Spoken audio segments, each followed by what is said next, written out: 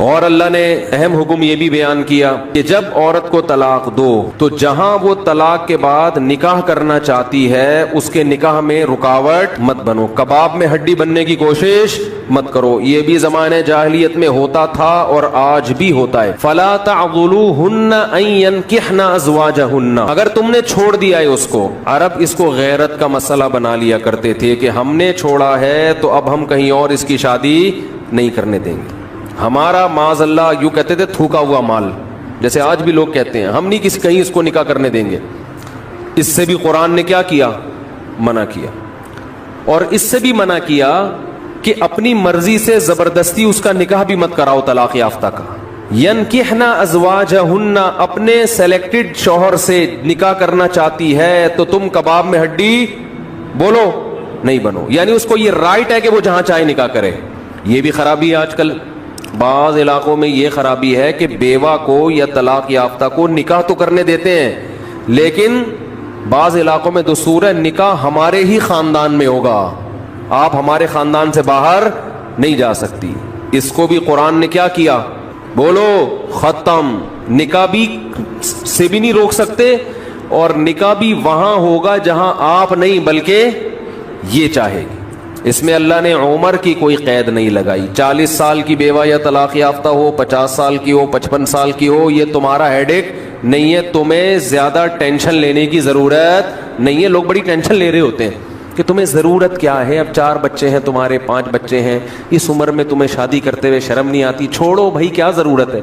تو اللہ فرماتے ہیں کہ تمہیں ٹینشن لینے کی ضرورت بولو، یہ اس کا ہیڈ ایک ہے، یہ تمہارا ہیڈ ایک نہیں ہے۔ جیسے کوئی 4 شادیاں کر رہا ہے تو اس کا ہیڈک ہے نا، آپ کا ہیڈک تھوڑی ہے یہ۔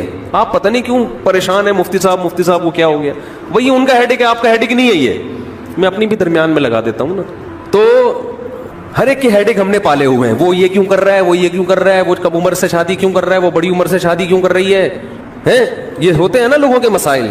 اس نے یہ کیوں کر لیا؟ ایک خاتون نے مجھے بتایا کہ وہ ایک دفعہ بیوہ ہوئی، اللہ کی قدرت دوبارہ شادی، دوبارہ بیوہ ہو گئی۔ تیسری دفعہ جب ان کی شادی ہو رہی تھی لوگ مذاق اڑا رہے تھے، بس کرو یار 2 دفعہ بیوہ ہو گئی، اب آرام سے بیٹھو۔ اب وہ بیوہ تو کوئی بھی ہو سکتا ہے، جوانی میں بھی عورتیں بیوہ ہو جاتی ہیں۔ تو اب دیکھو لوگوں کو تکلیف ہو رہی ہے، بھائی یہ اس کا ہیڈک ہے۔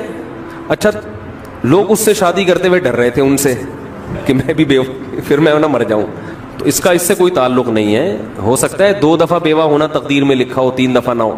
یہاں مجھے وہ چٹکلا یاد آتا ہے، وہ ایک آدمی نے، ابے چھوڑو چٹکلوں کو، بھی قرآن کو فوکس کرتے ہیں۔ آخر میں چٹکلے ہونا یہ صحیح ہوتا ہے، درمیان میں ہی آ جائیں تو پھر سارا موضوع چینج ہو جاتا ہے۔ اتنے اچھے احکام بیان ہو رہے ہیں قرآن کے، آگے اس کو آپ نے لوگوں کو بتانا بھی ہے۔ تو اللہ نے حکم دیا کہ طلاق کے بعد ایک دھیلا واپس نہیں لینا، خلا کی صورت میں لے سکتے ہو، مگر خلا بھی شوہر کی رضا سے ہوتا ہے، یک طرفہ نہیں ہوتا، یاد رکھیں۔ دوسرا کام تم نے کیا کرنا ہے؟ اس کو کہیں اور نکاح سے روکنا نہیں ہے۔ تیسرا کام یہ کرنا ہے نکاح بھی وہاں کرنا ہے جہاں وہ چاہتی ہے، تمہاری مرضی نہیں مسلط ہوگی، اس کی مرضی چلے گی۔ اور اگر پرانے شوہر سے نکاح کرنا چاہے اور 2 طلاقیں ہوئی ہوں تو وہاں بھی کر سکتی ہے، کیونکہ آیت کا ایک شان نزول بھی ہے۔ ایک صحابی نے اپنی بہن کا نکاح کسی صحابی سے کرایا، تھوڑے دنوں میں طلاق ہو گئی، طلاق ایک تھی، عدت ختم ہوئی، نکاح ختم۔ اب تھوڑے دنوں کے بعد دوبارہ ان دونوں کا دل چاہنے لگا کہ ہم آپس میں کمپرومائز کر لیں۔ ہوتا ہے وقتی طور پر اختلافات بہت زیادہ ہوتے آتے ہیں، جب دور رہتے ہیں تو آپس میں میلان ہونے لگتا ہے۔ لیکن وہ جو صحابی تھے نا جن کی بہن کو طلاق ہوئی تھی، انہوں نے کہا کہ اب میں اپنی بہن کا نکاح دوبارہ اس آدمی سے بولو نہیں کروں گا، اور کہا کہ یا رسول اللہ میں نے ان کی عزت کی، ان کو اپنی بہن نکاح میں دی، انہوں نے لڑائی جھگڑا کر کے طلاق دے کے میرے گھر میں بٹھا دیا، میں کیسے دوبارہ؟ یہ ذلت محسوس ہوتی ہے نا انسان کو۔ قرآن میں اللہ نے آیتیں نازل کی کہ اگر وہ اپنے شوہر سے نکاح کرنا چاہتی ہے تو درمیان میں رکاوٹ مت بنو۔ لڑے بھی وہ خود تھے، اب جڑ بھی خود رہے ہیں۔ نہیں آ رہی بات؟ اس کو بھی لوگ غیرت کا مسئلہ بنا لیتے ہیں، سسر صاحب بنا لیتے ہیں، میرے داماد نے میری بیٹی کو طلاق دی ہے، میں تو نہیں واپس بھیجوں گا۔ بھائی دنیا میں جو آدمی میں لچک نہیں ہے نا، فلیکسیبلٹی نہیں ہے، لچک نہیں ہے جس میں، وہ کبھی بھی کامیاب نہیں ہو سکتا۔ یاد رکھو یہ جو ہوتا ہے نا، میں اصول کا پکا، بھائی اصول کا پکا ہونا تو اچھا ہے، لیکن یہ اصول ہی غلط ہے کہ جو کہہ دیا تو اس پہ قیامت تک قائم رہنا ہے، یہ اصول ہی غلط ہے۔ اصول یہ ہونا چاہیے کہ جب موقع کی مناسبت سے جو بات ٹھیک لگے گی اپنے آپ کو چینج کر لوں گا. یہ اصول ٹھیک ہے, اس اصول پہ پکے رہو, اور یہ نبی سے ہمیں ملتا ہے یہ اصول. حدیث میں آتا ہے ایک صحابی نبی کے پاس آئے, مجھے صدقہ چاہیے, یہ چاہیے, وہ چاہیے. آپ نے فرمایا اللہ کی قسم تم پر خرچ نہیں کروں گا میں. وہ چلے گئے, آپ نے دوبارہ بلایا, فرمایا ان پہ صدقہ کرو, دے دو. وہ پریشان, یا رسول اللہ آپ نے تو قسم اٹھائی تھی کہ میں آپ کو نہیں دوں گا. آپ نے فرمایا مر رأى علی یمین فرأى غیرہا خیرا منہا فلیکفر عن یمینہ, کہ جو شخص کسی بات پہ قسم اٹھا لے, جائز بات ہو, کوئی اگر حرام پہ قسم اٹھائی وہ تو بچنا لازم ہے نا, کہ میں گناہ نہیں کروں گا, وہ تو ویسے ہی حرام ہے. جائز کام, صدقہ تو جائز ہے نا, بلکہ ثواب ہے. فرمایا کوئی کسی جائز کام پہ قسم اٹھائے, پھر بعد میں اس کو خیال ہو کہ مجھے قسم توڑ دینی چاہیے, اس کا مائنڈ کیا ہو گیا, چینج, تو اسے چاہیے قسم توڑ دے اور کفارہ ادا کر دے, اس قسم پہ قائم بولو نہ رہے. قسم پہ جب قائم نہ رہنے کا حکم ہے تو بغیر قسم کے میں نے جو بول دیا بس وہ پتھر پہ لکیر بن گیا, یہ تو پاگل اور گدھے ہونے کی علامت ہے. قسم بھی اگر کھا لی ہو تو بھائی اس وقت یہ خیال تھا کہ نہیں دینا, اب زمینی حقائق کہہ رہے کہ اس کو دینا ہے, تو اب قسم توڑو, کفارہ ادا کرو اور دے دو. بات نہیں آ رہی, میرا خیال ہے یہ کس کی سیرت ہے, نبی کی. نبی سے زیادہ کسی کی پکی زبان ہو سکتی ہے, لیکن ایسی لچک سکھائی ہے کامیاب بننے کے لیے کہ یہ نہیں کہ جو کہہ دیا تو وہ پتھر پہ لکیر. گراؤنڈ ریئلٹی کے لحاظ سے, ماحول کے چینج ہونے کے لحاظ سے آپ نے اپنا رویہ کیا کرنا ہے, چینج کرنا ہے. اس وقت آپ کی رائے یہ تھی, اب آپ کی رائے وہ ہے, کیونکہ زمینی حقیقت بھی چینج ہوتی ہے اور انسان کی نالج بھی چینج ہوتی ہے اور انسان کی رائے بھی چینج ہوتی ہے. بعض دفعہ نالج چینج نہیں ہوتی, انسان تانے بانے ملا کے ایک رائے قائم کرتا ہے, بعد میں جب اور گہرا سوچتا ہے تو اسے لگتا ہے کہ وہ رائے ٹھیک نہیں تھی, تو وہ اسٹیٹمنٹ اس کا کیا ہو جائے گا, چینج. کوئی بات نہیں, دن میں 100 دفعہ چینج ہو جائے. ناکام وہ ہے جو کہہ دیا تو اڑ گیا, بس کچھ بھی ہو جائے. اب دیکھو ایک آدمی آپ کو مستحق نظر نہیں آ رہا تھا, آپ نے کہا اللہ کی قسم تجھے میں صدقہ نہیں دوں گا, تو فراڈی ہے. بعد میں پتا چلا نہیں فراڈی نہیں ہے, آپ کو نہیں, میں نے تو بول دیا تھا میں نہیں دوں گا. بھائی اب فراڈی ہونے کی بیس پہ نہیں دے رہے تھے, تو اب پتا چل گیا یہ فراڈی نہیں ہے. بعض دفعہ پہلے بھی پتا تھا فراڈی نہیں ہے, اب بھی پتا ہے نہیں ہے, لیکن پہلے خیال تھا کہ نہیں دینا چاہیے, اب خیال ہے کہ دے دینا چاہیے, تو رائے چینج کر لو. بہت مشکل ہے. اور گھریلو جھگڑوں میں تو میاں بیوی کی طبیعت میں اگر لچک نہیں ہے نا, 4 دن بھی ان کا رشتہ نہیں چل سکتا. یہ تو مجھ سے ابھی لکھوا کے سگنیچر انگوٹھے لگا لو, جیسے سبزی والے نے ٹھپے لگائے تھے انگوٹھے لے کے گھوم رہا ہوں, لیکن آپ انگوٹھے نہیں, آپ مجھے پکڑ لینا, میں کہاں بھاگوں گا. وہ جب بھی انگوٹھے کی بات آتی ہے مجھے وہ سبزی والا یاد آتا ہے جس کو میں نے بزنس کے لیے پیسے دیے تھے, اور اس نے ایمانداری میں اسٹیمپ پیپر پہ اپنے انگوٹھے لگا کے دیے تھے. جب وہ پیسے لے کے بھاگا تو 3 سال میں نے وہ انگوٹھے سنبھال کے رکھے.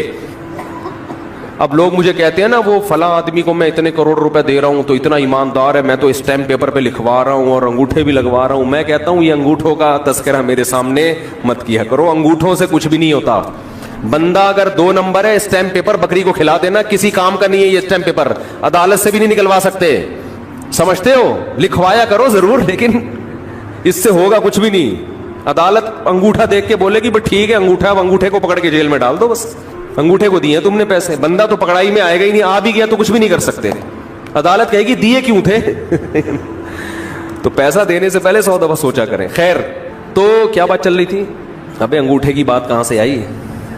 ہاں, لچک پیدا کرنا چاہیے. میاں بیوی کا رشتہ تو ایسا ہے کہ اگر آپ کہیں نا کہ جو میں نے کہہ دیا بس وہ کیا ہے, آرڈر از آرڈر, تو بھائی اس کا مطلب آپ میدان جنگ میں کھڑے ہوئے ہیں, دشمن کی فوجیں آپ کے سامنے, اور آپ ایک فوج کی کمانڈ کر رہے ہیں کہ گولی چلانے کا آرڈر دیا تو کیا کرنا ہے. یہ گھر ہے, یہ میدان جنگ بولو نہیں ہے. یہاں آپ کا اسٹائل یہ ہونا چاہیے, آپ نے بیوی کو آرڈر دیا, گراؤنڈ ریئلٹی یہ کہہ رہی ہے کہ بھائی میرا روب اس پر بیٹھا ہوا ہے اور وہ پکوڑے بنا کے خود ہی کھا رہی ہے, آپ کو ایک لقمہ بھی نہیں کھانے دے رہی. آپ غصے میں آئے, آپ نے کہا بیگم مزید پکوڑا اگر کھایا نا تو گراؤنڈ ریئلٹی کہہ رہی ہے کہ اس دھمکی سے یہ پکوڑے کھانا چھوڑ دے گی نا. لیکن آگے اس کا ایٹیٹیوڈ آپ نے دیکھا, اس نے کہا تو کیا کر لے گا, فوراً وہ کرچھلی اٹھائی, تو کیا کر لے گا, فوراً لچک پیدا کرو بولو تو صبر کروں گا اور کیا کروں گا. یہ کامیاب, یہ گھر کیا کیسے چلے گا, یہ رشتہ جوڑا رہے گا. اگر آپ نے اس کے ایٹیٹیوڈ دیکھ کے, اس کی پیشانی پہ سلوٹیں دیکھ کے اپنی دھمکی کو واپس نہیں لیا تو یہ گھر کیا ہوگا؟ پکوڑے تو کھا لو گے آپ لیکن آپ کے بچوں کی ماں مارکیٹ سے شارٹ ہو جائے گی. تو اس میں گھر کے اندر کا اصول لچک، کامیاب آدمی وہ. ہاں ناقابل برداشت کوئی معاملہ ہو جائے تو ایک الگ بات ہے. تو اللہ نے کیا حکم دیا کہ اگر ڈیورس ہو گئی ہے پھر دوبارہ ملنا چاہتے ہیں تو کباب میں ہڈی بولو مت بنو، ملنے دو ان کو، کوئی مسئلہ نہیں ہے. ہاں یہ قرآن نے کہا ہے کہ اس شرط میں ملیں کہ ان کا اپنے بارے میں یہ خیال ہو کہ دوبارہ وہ جھگڑے نہیں کریں گے. ایسا نہ ہو ملتے پھر وہی ٹینشنیں شروع کر دیں. اب دوبارہ اپنی اصلاح کر کے آئیں کہ بھئی اب ان ماضی کے قصوں کو چھیڑنا نہیں ہے. لیکن یہ ایک یا دو طلاقوں کے بعد ہے، 3 طلاق کے بعد نہیں مل سکتے جب تک کہ کہیں اور نکاح نہ ہو جائے اس کا. تو خیر قرآن مجید میں اس میں اللہ نے یہ بھی حکم دیا وَلَا يَحِلُّ لَهُنَّ أَن يَكْتُمْنَ مَا خَلَقَ اللَّهُ فِي أَرْحَامِهِنَّ. 100 روپے میں حور کا چانس لینے میں کوئی حرج نہیں. لیکن یہی مولوی صاحب اگر آپ سے کہیں کہ 5 کروڑ روپے اس ڈبے میں ڈال دو اور گارنٹی سے کہتا ہوں کہ تمہیں 70 حوریں ملیں گی، آدمی کہتا ہے مولوی صاحب 70 کیا 70,000 بھی ہو نا، 5 کروڑ کی رقم میں داؤ پہ لگانے، نہیں ملی تو کیا ہوگا؟ کیا خیال ہے؟ کیا خیال ہے بھائی؟ نہیں ملی تو کیا ہوگا؟ چوڑے میں آ جائیں گے. 5 کروڑ یہاں والی جو ہے وہ بھاگ جائے گی ہماری جو اپنی حور ہے. جب سارے پیسے اس کو پتا چلیں گے نا حور کی بھیٹ چڑھا دی ہے اس نے، تو یہاں والی کیا ہوگی؟ وہ بھاگ جائے گی. بڑی قربانی انسان ناممکن ہے جب تک اپنی آنکھوں سے یہی منظر 70 حوریں لا کے اس کے سامنے کھڑی کر دی جائیں اور کہے 5 کروڑ روپے دے اور یہ 70 حوریں لے جا، پھر گن پوائنٹ پہ نا لوگوں سے چھین کے 5 کروڑ روپے کا انتظام کرے گا. سمجھ میں آ رہی ہے بات کہ نہیں آ رہی؟ تو اب میں اس سوال کو دوبارہ لے کر آتا ہوں کہ بھائی میرے پاس اگر یہ آپشن ہوتا کہ میں اسلام کو خدا نخواستہ چھوڑ دیتا تو اسلام مجھے یہ آپشن دے نہیں رہا. وہ کہہ رہا ہے آخرت میں تمہارا کیا ہوگا؟ بے تحاشا نقصان. بلکہ اسلام تو مجھے کہہ رہا ہے کہ اگر کبھی موقع ملے اللہ کے راہ میں لڑنے کا اور جہاد تم پہ فرض ہو جائے تو جان بھی دینی پڑی تو آپ کو جان دینی پڑے گی. غزوہ تبوک میں ہوا نا جہاد فرض عین ہوا، بہت سارے صحابہ جنہوں نے بڑی بڑی قربانیاں دی تھیں، غزوہ احد میں قربانیاں تھیں، غزوہ بدر میں ان کی قربانیاں، پھر فتح مکہ میں وہ شریک تھے، غزوہ خندق میں انہوں نے پیٹ پہ پتھر باندھے، بھوک پیاس برداشت کی، اپنے گھروں کو قربان کر دیا. حضرت ابو سعید خدری رضی اللہ تعالی عنہ 10 سال کے نبی کی خدمت میں آئے، یا رسول اللہ میرے باپ بھی احد میں شہید ہو گئے، میرا بھائی بھی احد میں شہید ہو گیا، گھر میں کمانے والا کوئی بھی نہیں ہے، آپ ہمارے ساتھ تعاون کریں. بتاؤ میرے پاس اگر کوئی آتا، میں کہتا یار اس آدمی نے میرے لیے اتنی بڑی قربانی دی ہے کہ باپ بھی شہید کروا دیا، بھائی بھی، اور گھر میں اب کوئی کمانے والا نہیں ہے، میں بے تحاشا چندے کا اعلان کرتا کہ نہیں کرتا کہ یار یہ تو میرا خاص وفادار آدمی ہے. نبی نے اعلان نہیں کیا. نبی نے کیا فرمایا؟ من یستعفف یعفہ اللہ. جو اپنے دامن کو مخلوق کے سامنے ہاتھ پھیلانے سے پاک رکھنا چاہتا ہے نا، چاہتا ہے اللہ بھی ہمیشہ اس کے دامن کو مخلوق سے پاک. ہاتھ کس کے ساتھ سامنے پھیلا رہا ہے؟ پیغمبر کے.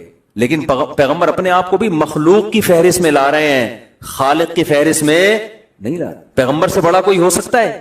لیکن نبی کیا کہہ رہے ہیں؟ میں بھی تو مخلوق ہوں. اچھا جو کمزور ایمان والے لوگ تھے ان کو نبی نے چندہ کر کے دیا، جن کا خیال تھا نا کہ یہ پکے ایمان والے ان کو نہیں دیا، حالانکہ وہ تو زیادہ اپنے ہیں. جو اپنے تھے ان کو پیسے دینے سے منع کر دیا. نہیں بھائی ان کی عادت خراب نہیں ہونی چاہیے. نبی سے بھی نہ مانگے کبھی، اور صراحتاً منع نہیں کیا کہ مت مانگو، اشارے سے منع کیا ہے. من یستعفف یعفہ اللہ. جو اللہ سے پاک دامنی طلب کرتا ہے. پاک دامنی کا کیا مطلب؟ دامن رسوا نہ ہو. پاک دامنی زنا سے بچنے کو بھی کہتے ہیں کیونکہ زنا کرنے سے انسان کی عزت چلی جاتی ہے. پاک دامنی بھیک سے بچنے کو بھی کہتے ہیں کیونکہ مانگنے سے بھی انسان کی عزت چلی جاتی ہے، اگر عزت ہو. کیونکہ بہت سے لوگ کہیں گے ہم تو صبح شام مانگتے رہتے ہیں، تو کوئی عزت نہیں جا رہی ہماری. وہ ایک آدمی کسی محلے میں گیا، آیا کہتا ہے یار اللہ کا شکر ہے کہ میری عزت نہیں ہے. میں نے کہا اس میں شکر کی کیا بات ہے؟ کہنا اگر عزت ہوتی تو آج میری بہت زیادہ بےزتی ہو جانی تھی. آج میں نے ایسا کام کیا اس محلے میں کہ میری اگر عزت ہوتی نا تو آج میں بہت بے عزت ہو جاتا. تو کہہ رہا شکر ہے میری پہلے سے سرے سے کوئی عزت تھی نہیں. تو ہمیشہ بے عزتی عزت دار لوگوں کی ہوتی ہے، جو بے عزت ہوتے ہیں ان کی کوئی عزت نہیں ہوتی. تو بھیک مانگنے سے عزت جاتی ہے ان لوگوں کی جن کی پہلے سے سوسائٹی میں کوئی عزت ہو. تو نبی صلی اللہ علیہ وسلم نے فرمایا من یستعفف. جو اللہ سے پاک دامنی طلب کرتا ہے، یعنی اپنی عزت بچانا چاہتا ہے، اللہ بھی اس کی عزت بچاتے ہیں. کیا مطلب؟ اسے بھیک کے داغ سے ہمیشہ کے لیے محفوظ کر لیتے, غیب سے اس کے لیے روزی کا انتظام کرتے ہیں. تھوڑا صبر کر لیا جائے نا, پیٹ کاٹ لیا جائے, بھائی کسی سے مانگنا نہیں ہے, تو اللہ پھر مدد کرتے ہیں. اللہ کہتے ہیں اس نے نہیں ہاتھ پھیلایا نا, اب میں اس کو لوگوں کا محتاج نہیں ہونے دوں گا, لیکن صبر کرنا پڑے گا. اور پھر دوسری بات نبی نے فرمائی, وَمَن يَتَصَبَّرْ يُصِبِّرْهُ اللَّهُ, جو اللہ سے صبر مانگتا ہے. اب سوال پیدا ہوتا ہے, اس عزت بچانے کے لیے تو بہت صبر کرنا پڑے گا. 10 سال کا بچہ جس کا باپ بھی شہید ہو گیا, جس کا بھائی بھی شہید ہو گیا, ماں اکیلی گھر میں ہے, وہ کیا کہے گی, بھائی ہم نے اپنے خاندان کے سارے لوگ تو لٹا دیے, اب ہم فاقے کیسے برداشت کریں. تو ٹھیک ہے, عزت اہم چیز ہے, صبر کتنا کرنا پڑے گا اس کے لیے. لیکن نبی نے اگلی جملے میں یہ بتا دیا, من یتصبر, جو اللہ سے صبر مانگتا ہے نا, یصبرہ اللہ, اللہ اسے صابر بھی بنا دیتے ہیں. یہ صبر بھی کس سے مانگو, خالی پیسے نہیں اللہ سے مانگنے. غربت اور مہنگائی میں جو ٹینشن ہوگی, اس ٹینشن کو ختم کرنا بھی کس سے مانگنا ہے, اللہ سے. اللہ مجھے اس پہ صبر دے, تو اللہ صبر دے دیتا ہے. اب آپ مجھے بتاؤ, اتنی بڑی قربانی, باپ شہید, بیٹا شہید, اور گھر میں فاقے, اور نبی نے بھی, حالانکہ نبی چندہ کر کے دے سکتے تھے, دوسروں کو بھی تو دے رہے تھے نا, جبکہ یہ امید ہو کہ میری مدد بھی کر سکتے ہیں, خالی ہاتھ واپس بھیج دیا. ایسے میں اگلی جنگ کے لیے اگر نبی بلائیں, تو جس کا ایمان ایسا ہو جیسا ہمارا 500 والا, کہ 500 میں ٹرائل بیسس پہ آپ ایک ہور کا رسک لے سکتے ہیں, تو اگر ایسا ایمان ہوتا, اگلی جنگ میں شرکت کرتے؟ بولتے کیوں نہیں میرے بھائی, کبھی بھی نہیں کرتے. لیکن انہوں نے ہر جنگوں میں نبی کا ہمیشہ ساتھ دی. بدر میں شریک ہونے والے, احد میں شریک ہونے والے, خندق میں تو کتنی ٹینشن تھی. اب آپ دیکھو, اسلام کو اپنے دعوے کی سچائی کا یقین کتنا ہے, کہ اسلام بھی کوئی لچک نہیں دکھا رہا. تبوک کا جب موقع آیا نا, تو تبوک سے زیادہ سخت, اگر آپ تاریخ اٹھا کے دیکھیں, ایسا لگتا ہے کہ اس سے زیادہ سخت کوئی آزمائش کا موقع تھا نہیں. احد میں بھی لڑائی بڑی سخت ہوئی ہے, لیکن وہ تو لڑنے کے بعد پتا چلا نا کہ سخت ہوئی ہے, پہلے تھوڑی پتا تھا. تبوک میں پہلے سے پتا تھا کہ اتنی ٹینشن والی لڑائی اب تک عالم اسلام میں ہوئی نہیں ہے, کہ بہت لمبا سفر, انتہائی شدید گرمی, اور کھجوروں کے پکنے کا ٹائم, جو پورے سال باغ پہ محنت کی ہے وہ پھل توڑنے کا وقت ہے. اور رومیوں سے لڑائی, انگریزوں سے, جو آج کے انگریز ہیں, یہ اس زمانے میں بڑے ماہر تھے, یہ ان سے لڑائی ہے. اتنا لمبا گرمیوں کا. آج آپ ذرا جائیں نا مکہ سے یا مدینہ سے تبوک کا سفر کریں بائی روڈ, آپ کو ہوش ٹھکانے آ جائیں گے. اور وہاں تفریح کے لیے نہیں جا سکتا آج انسان, بائی روڈ سفر کرے دماغ سے, لڑنے کے لیے جا رہے ہیں. تو ایسے موقع پہ جو لوگ نہیں جا رہے نا, ان کو جہنم کی وعیدیں سنائی جا رہی ہیں. سمجھ میں آ رہی ہے بات؟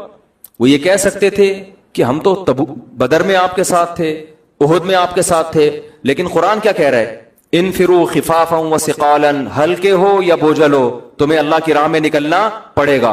کیوں پڑے گا؟ یہ آپشنل نہیں ہے کہ جاؤ یا نہیں جاؤ. وجہ کیا ہے کہ دشمن بہت طاقتور ہے اور تم کم ہو. اگر یہ کم لوگوں میں مزید کچھ گھر میں بیٹھ گئے باغ کا بہانہ بنا کے, یہ کوئی بھی مسئلہ, تو اسلام کمزور پڑ جائے گا. اور تمہاری ذمہ داری ہے اسلام کو بچانا, لہذا یہاں جہاد فرض عین ہے. ہر شخص پہ ایسے فرض ہے جیسے ہر شخص پہ رمضان کا روزہ فرض, ہر شخص پہ نماز فرض ہے, بالکل اسی طرح تم میں سے ہر شخص کو کرنا پڑے گا.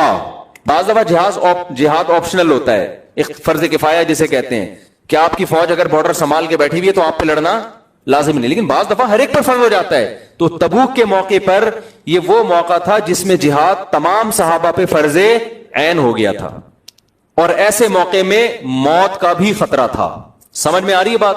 قرآن نے کہہ دیا کہ جو پیچھے رہے گا اس کے لیے جہنم کی وعید ہے. کیونکہ منافقین بہت ٹینشن میں آ گئے, وہ کہنے لگے اتنی شدید گرمی میں ہم کیسے نکلیں گے, ایک دوسرے کو ڈی موٹیویٹ کرنے لگے. لا تنفروا فی الحر, گرمی میں مت نکلو. قرآن نے کہا قل نار جہنم اشد حرا, ان سے کہہ دیجئے جہنم کی آگ اس سے بھی زیادہ سخت ہے. دو آپشن ہے, یا تو یہ گرمی برداشت کر لو یا جہنم کی آگ کی گرمی. تو صحابہ میں میجورٹی نے, 3 صحابہ پیچھے رہ گئے تھے, لیکن پھر انہوں نے توبہ کی, اللہ نے ان کی توبہ قبول کی, ان کی سزا بھی بہت سخت دی گئی ان کو. باقی سارے صحابہ کیا ہوا, میدان میں نکل پڑے. اس وقت وہ کہہ سکتے تھے کہ بھائی یہ جہنم کی وعیدیں کس بیس پہ سنائی جا رہی ہیں, نہیں آ رہی بات سمجھ میں. یہ ایسے ہے, اس مثال کو اب میں یوں سمجھاتا ہوں. امام صاحب نے کہا 500 روپے میں حور, سب ٹرائی کر لیں گے بھئی شاید حور مل جائے. امام صاحب نے کہا 5 کروڑ میں حور ملے گی, کوئی 1 روپیہ دینے کے لیے بھی تیار نہیں ہوگا. لیکن امام صاحب نے یہ کہا, الٹا کر لو اس کو, امام صاحب نے کہا جو 5 کروڑ نہیں دے گا اس کو حور تو ویسے بھی نہیں ملے گی، جہنم میں جائے گا وہ. امام صاحب کو پکڑ کے کوڑ دو گے کہ نہیں کوڑ دو گے آپ؟ کہ یار 5 کروڑ روپے کی قربانی ہم سے لے رہے ہو اور آپ چلو پہلے تو حوروں کی لالچ دی، ہم نے کہا یار چھوڑو پتہ نہیں ملے گی کہ نہیں ملے گی، لیکن اب آپ الٹا وعیدیں سنا رہے ہو کہ نہیں دیے تو کہاں جہنم میں جاؤ گے اور سزا ملے گی، اور پولیس والے باہر کھڑے کر دیے جو پیسے نہ دے اس کو پکڑ کے لے جاؤ. ایسے موقع پہ آپ کیا کرو گے؟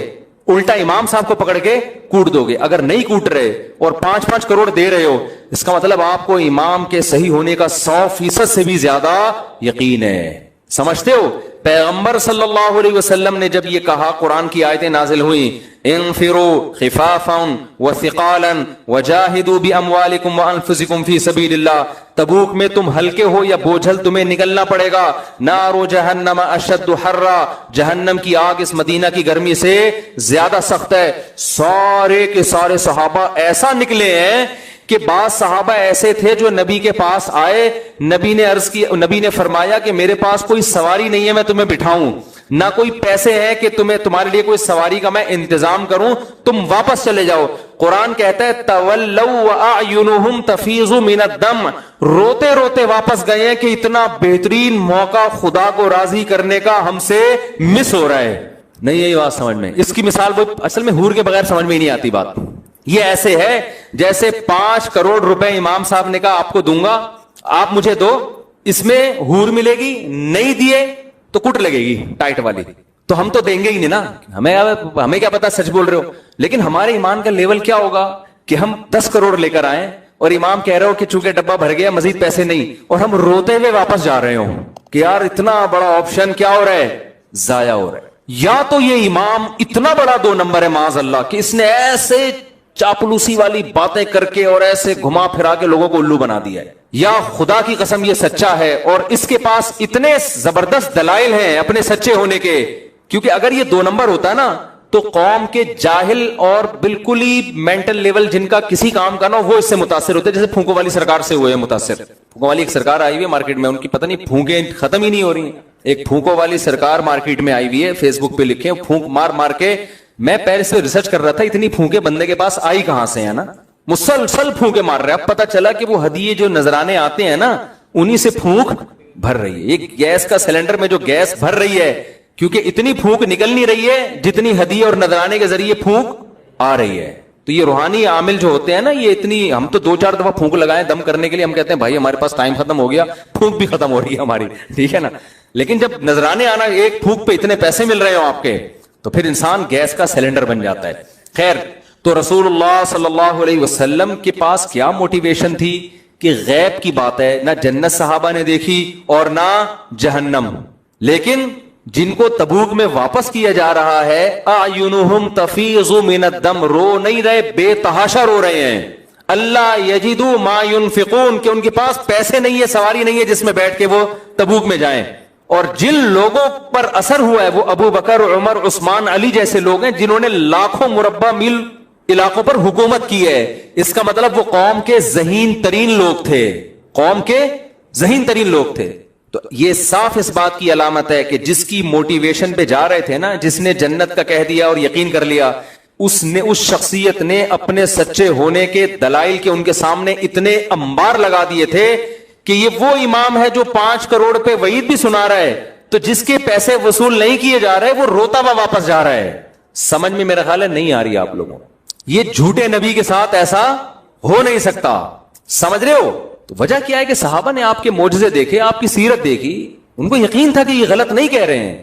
تو میں یہ عرض کر رہا ہوں کہ بھائی اگر یہ آپشنل ہوتا، اللہ مجھے کہتا کہ آپ اسلام کے علاوہ کسی اور کلچر کو فی الحال لے لو، دیکھو گورے اتنا کامیاب ہو گئے، وہ نکاح کا سسٹم، ایک شادی بھی نہیں ہے، تم 4 کی بات کر رہے ہو، بچے زیادہ پیدا کرو، 2 بچے ہی اچھے والا وہاں سے لے لو، بچے زیادہ پیدا کرنے سے غربت آئے گی، آتی باتی نہیں ہے، ایک لوگوں نے مثال وہ مشہور کیا ہوا ہے. تو میں اسلام کے علاوہ کسی اور چیز کو لے لیتا، کسی بھی طریقہ حیات کو، اگر اسلام پرمیشن دیتا تو میں ضرور لیتا. اسلام پرمیشن بھی نہیں دے رہا بلکہ دھمکیاں لگا رہا ہے، کسی اور طرف کھسکنے کی کوشش کی تو شدید نقصان ہوگا. اے اللہ کدھر نقصان ہو رہا ہے؟ وہ آدمی نہ نماز پڑھتا ہے، نہ روزے رکھتا ہے، نہ زکات دیتا ہے، اور وہ تو اسلام کو فالو نہیں کرتا، وہ تو ترقی کر رہا ہے. اللہ نے کہا پوری آیت سن لو، فی الآخرۃ من الخاسرین، وہ دنیا کی بات نہیں ہم کر رہے، کہاں نقصان ہوگا اس کو؟ آخرت میں بیڑا غرق ہو جائے گا. اور چھوٹا موٹا بیڑا غرق بھی نہیں ہوگا. ہم کہیں اللہ یہاں بھی تو بیڑا غرق ہو رہا ہے نا, تو اللہ کہے یہ کچھ بھی نہیں ہے, آخرت میں آگ ہے جہنم کی جس میں ڈالوں گا. تو اگر میرے بھائی ہمیں اسلام کی ان باتوں پہ شک ہوتا تو ہم چھوٹی موٹی قربانی دے دیتے, زیادہ بڑی قربانی دینے کے لیے تیار نہ ہوتے. کیا خیال ہے؟ ہم تھوڑی سی آپ کی مان لیتے, تھوڑی سی کیا کرنا چاہتے تھے وہ میں ابھی وہ تو اس ٹاپک پر آیا ہی نہیں نا, کہ ہم بھی کچھ ربیع الاول میں کچھ تھوڑا بہت کر لیتے, تھوڑا سا لک آ جاتا, تھوڑا سا یہ پبلک کی ڈیمانڈ ہے بھئی تھوڑا سا پورا جلوس نہیں نکالتے, ایک لڈو تو کھلا دو کم از کم ربیع الاول میں. ہمارا مذہب ہمیں لڈو کھلانے کی بھی اجازت اسلام نہیں دے رہا اجازت. اسلام کہہ رہے ربیع الاول میں ایک حلوہ, ایک ٹافی بھی اس نیت سے کھانے کی اجازت نہیں ہے کہ ربیع الاول ہے, کیونکہ جو تہوار منانا ہے نا, سیلیبریٹ کرنا ہے, اس کے لیے ہمارے پاس 2 ہی دن ہے, تیسرا کوئی دن اللہ نے ہمیں نہیں دیا, تیسرا دن نہیں دیا. لنا عیدان, ہمارے 2 تہوار ہیں, عید الفطر عید الاضحیٰ, تیسرا دیا نہیں ہے اللہ نے ہمیں. اللہ سے آپ پرمیشن لے لیں یار, ہم آپ سے زیادہ ربیع الاول منائیں گے. یہاں سے جلوس لے کے نکلوں گا میں انشاءاللہ, میرا تو اپنا جلوس بہت ہے حقیقت ہے, اور کیا, ہمارے تو ماشاءاللہ 3 گھر ہیں یار, آدھی گلی تو ہمارے ہی جلوس سے ہوگی. اور کیا, محرم میں ہر وقت بس کربلا کربلا کربلا کربلا, اس کو ایک علامت بنا دیا ہے. کربلا ایک تاریخی واقعہ ہے جس میں 2 رائے نہیں ہو سکتی. سیدنا حسین ابن علی پر بہت بڑا ظلم ہوا ہے, اس میں 2 رائے نہیں ہے. اس ظلم کو بیان کر کر کے رونا سنت ہے, یہ کون سی حدیث میں ہے؟ رونے کی محفلیں سجانا سنت ہے, یہ کون سی حدیث میں ہے؟ لوگ کہتے ہیں ہمارے نبی حضرت حسین کی شہادت کا سن کے روئے ہیں. کیا ہر سال محرم میں روئے ہیں؟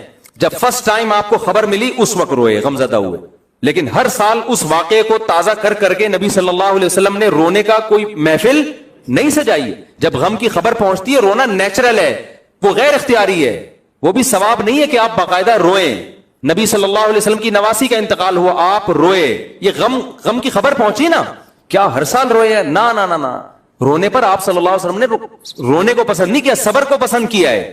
ایک عورت قبر پہ کھڑی ہو کر رو رہی تھی نا اپنے بچے کی, آپ نے فرمایا صبر کرو. وہ نبی کو پہچان ہی نہیں, اس نے کہا آپ کو جو غم پہنچا ہوتا نا مجھے پہنچا, اسے طنز کیا اس نے. تو میں دیکھتی آپ کیسے صبر کا مشورہ دیتے ہیں.